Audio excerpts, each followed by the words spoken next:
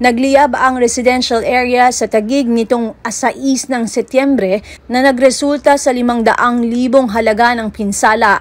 Ayon sa Taguig City Fire Station, nag-umpisa ang apoy bandang 9:14 ng umaga sa number 93 NP Cruz Street, Ibayos sa Barangay Ususan.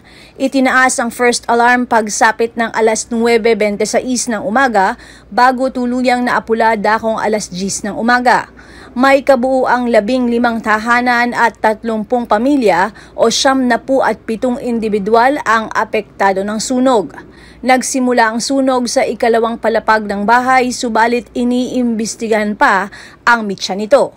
Samantala, sinabi naman ng isang residente na nagsimula ang sunog dakong 7:00 ng umaga at nagsimula umano sa nasusunog na speaker na nagresulta sa pagsabog ng tangke ng gas.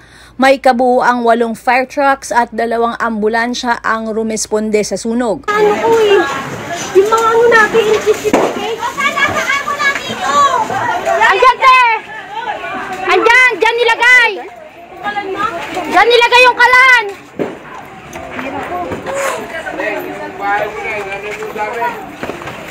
Andyan! Andyan! Ito yung kalan, te, oh! Ito ba? May kalan dyan! Tanong mo kay Don mamaya, kay John. Pupulbahan niya yun eh. Sino John? Ang kamag-anak ko.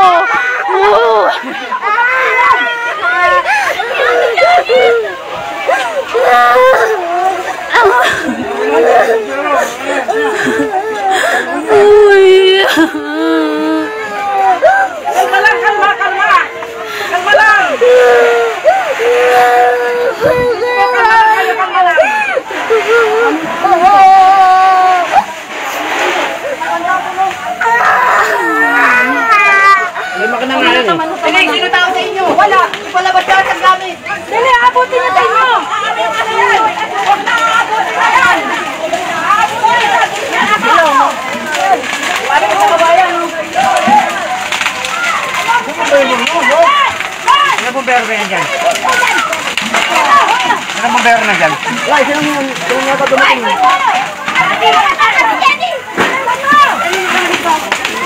Bahay na kamag-anak ko! Dito tayo, doon sa loob, sa loob! Pumasok ka na sa loob niyan! Makalipas ang ilang oras, muli na namang nagkasunog sa Ususan, Taguig. Ako si Luan Peñano para sa Eye of the Nation ng iNews Pasig.